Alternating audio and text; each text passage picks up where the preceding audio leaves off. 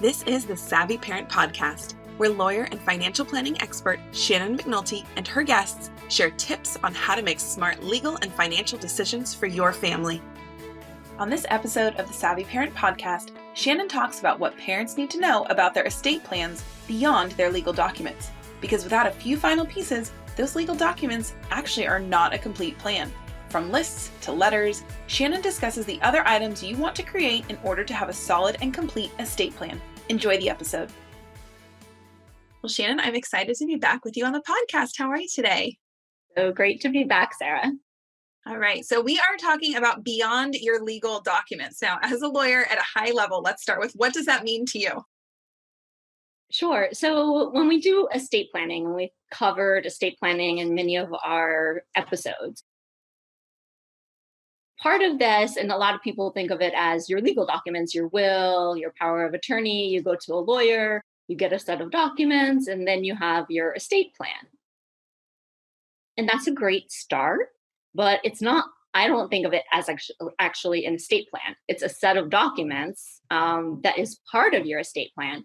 But your entire estate plan requires more than just a set of legal documents. It has to make sure that other things beyond those documents are in place so that the whole thing operates as it's supposed to, if, God forbid, that this has to go into effect. That's good to know, because I think you're right. We think of, we need to check these documents off the list and we get them done and then it's done. But that's not the entire puzzle, essentially. So I'm glad we're talking about this today.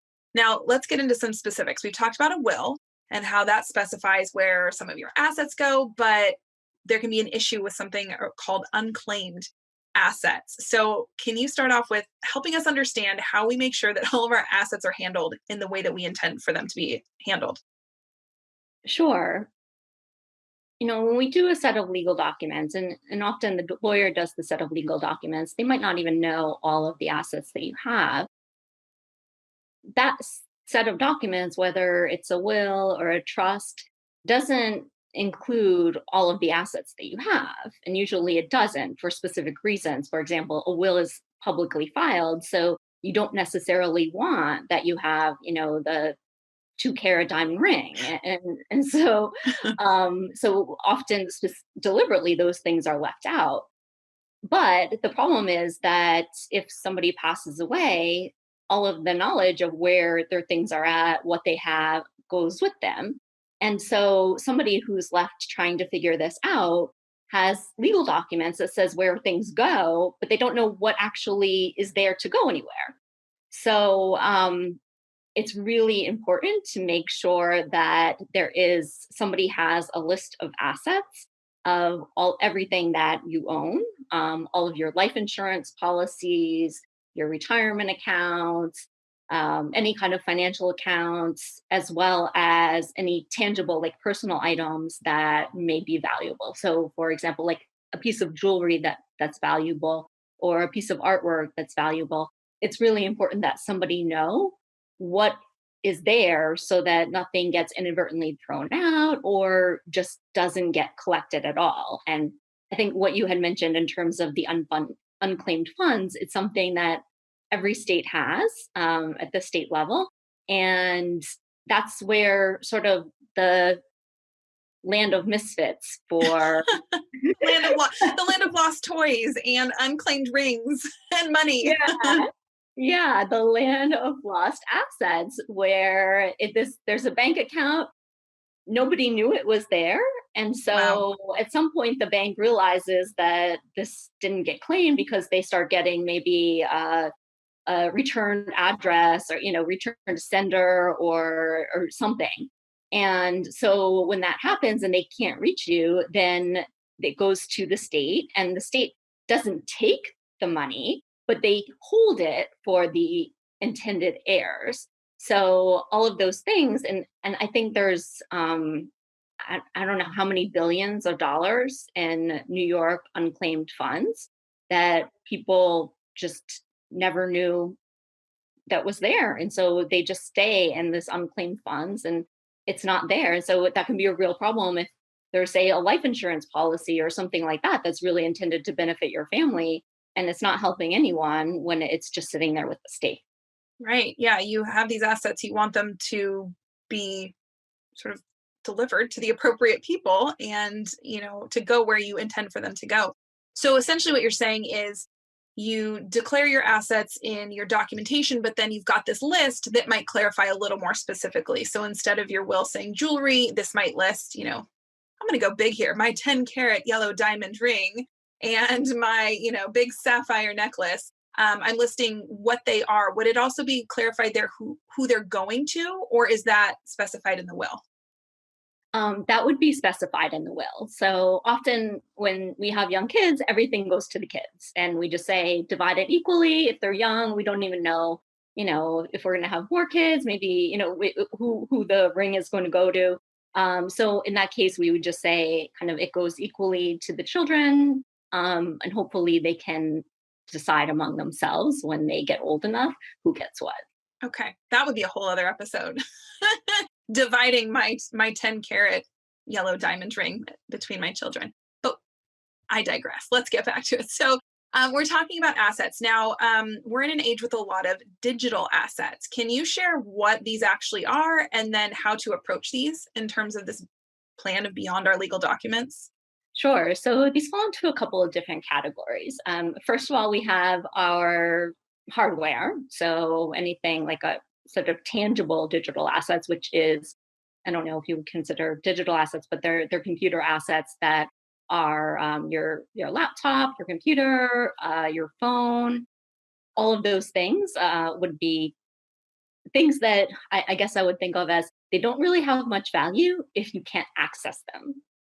Right. So even though you leave your laptop and your will to, your brother Bobby, if Bobby doesn't know the password to it, it's basically just a piece of metal. Right. So that's where, in addition to where things go, we also have to put in how do we access these things. So they can be hardware, like I said, your phone, your computer. They can also be more ephemeral assets like a website or photo sharing apps. So your photos that are on the cloud often, or maybe they're just on the hard drive on your phone or your computer, those things, if we don't have some way to access them, then they are basically don't exist and they can't be passed on. And this is an area where the law hasn't exactly kept up with the technology. So even if you have perfect legal documents, that doesn't necessarily allow the trustee, the power of attorney, the executor to go into your computer and access it, or to sign into a photo sharing app or your Facebook account or your email account. So all of these things that you might want to pass on, they can just get lost if there's not some kind of plan in place for someone to be able to access them. Got it. So we're kind of seeing how we need lists of different things and collection of information. Do you recommend that this all goes into one document, or do we need separate documentation for these physical assets and then digital assets, or can this all be combined into one sort of cohesive document? I usually, you can have it in one cohesive document, and actually we can provide in the show notes, I have templates for these things. Great. So a template of the list of the inventory of your assets, your non-digital assets, and then also a template for your digital assets that lists the common types of accounts that might be helpful for people to have. Okay, great. And then do these pieces of documentation, do they need to be notarized, or is it just enough to complete them? And as we've talked about, put them somewhere that someone knows about? Yeah, so it doesn't need to be notarized. It's really just making sure that somebody who I think of it as your emergency contact person, Right. would kind of be taking charge and taking care of all of these things, that you would want them to know what was there. And I will say something else about certain digital assets, like I said, like your email account or Facebook account, photo sharing apps. You don't actually own anything in that context. You have a license to use that service, You don't own anything. And that service, that license is personal to you, meaning that you usually in the terms, it says you cannot transfer that. So even if you said in your will, I leave my photo sharing app account to so and so, if they don't have your password to that it really doesn't mean anything. So, we're really at a bit of a loss in terms of how exactly we transfer these things. But right now, kind of the only way to make sure somebody is able to access those is for them to have your password, your login information. Okay, that makes sense. So it's good that we're covering all these details because I think that's so easy to overlook.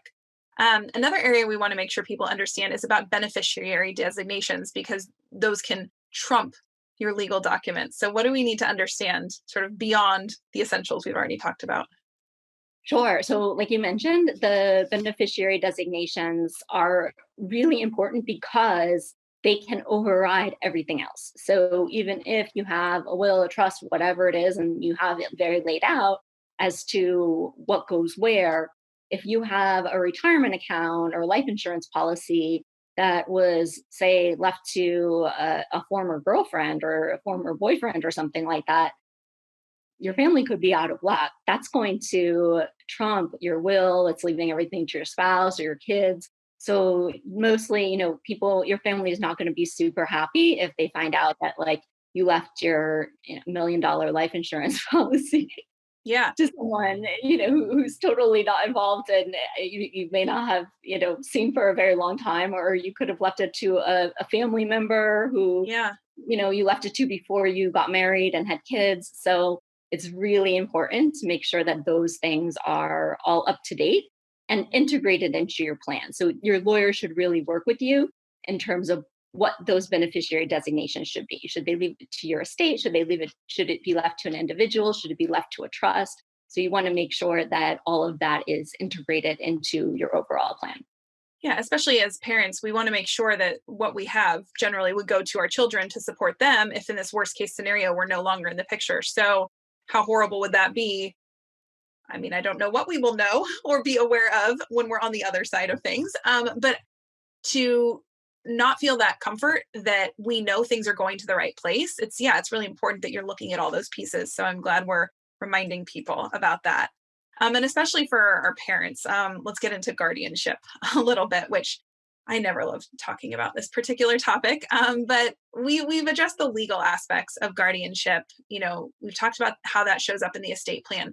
But you've also suggested that letters are written to the person or people who will be your children's guardian. So, can you share with us just a little bit more about that recommendation? Sure. So your legal documents say who takes care of your kids, who has legal custody of them, and it says where the assets go and maybe what they are held until the kids are, then the kids get access to them at a certain age. But it doesn't have any information in there generally about how you would want your children raised. And to be honest, it's actually, you can't legally bind a guardian to do certain things. So it's not really an appropriate topic necessarily for a will or a trust, but it is really important nevertheless. So especially, I tell clients you kind of start with the most important things of like keeping your children like healthy and alive. So very basic things, medications, allergies, pediatricians, dentists, things like that are just, even if you just left your child with somebody for a long period of time and you were going on vacation, say, you would want them to have. So kind of we'd start with those basic things.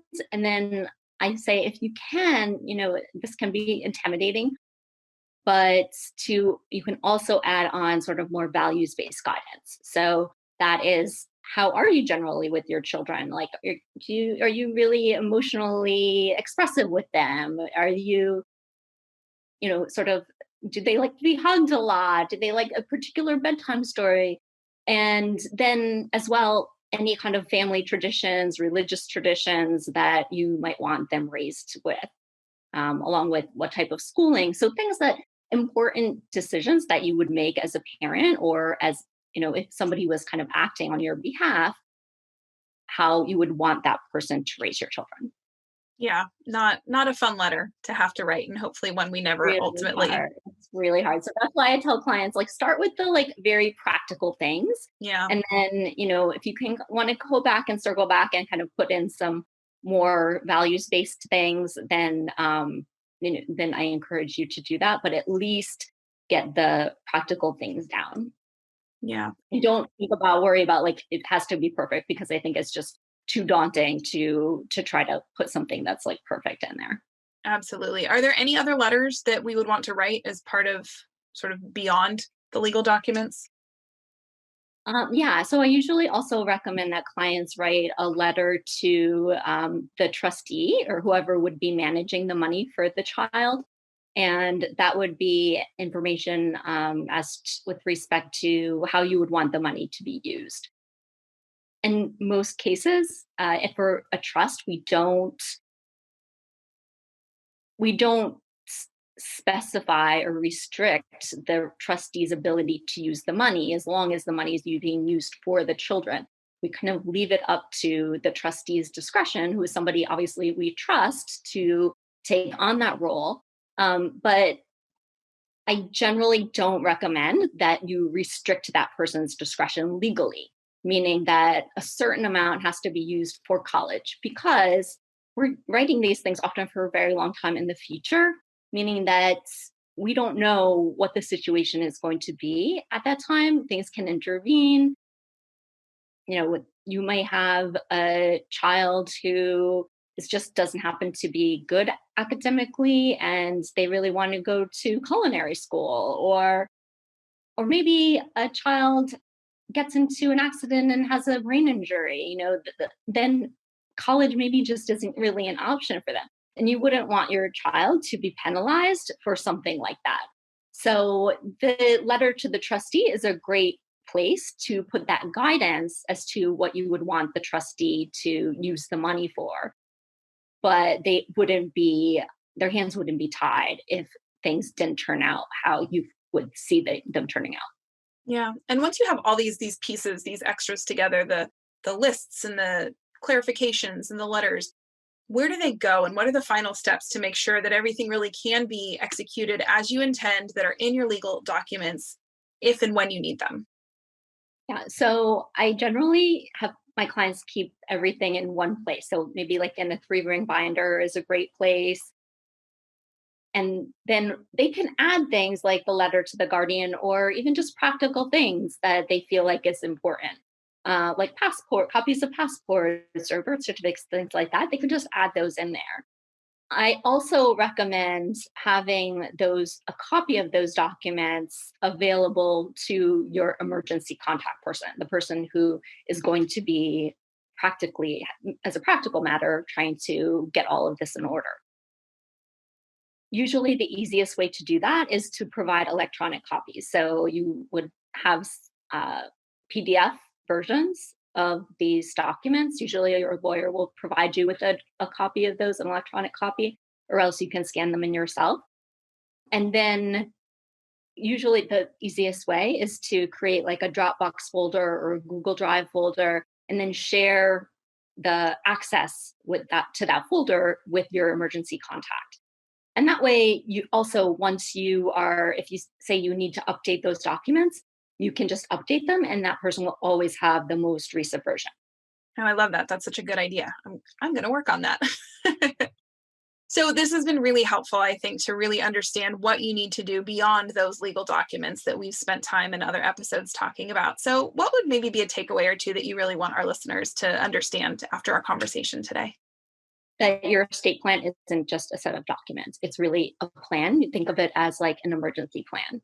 And you want to sort of put yourself in a position of, okay, what would somebody need if they needed to kind of pick everything up? Because unfortunately, and this is just I can't even tell you how common this problem is, of people just having no idea, just loved ones who are left behind, who have no idea what assets someone had, or where to find them. So this is just a really, really important piece of your overall planning.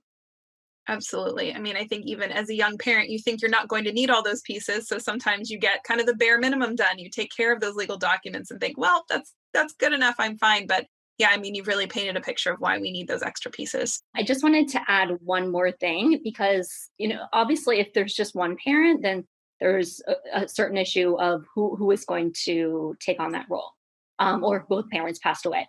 But also, if you are married, make sure that both spouses know what you have.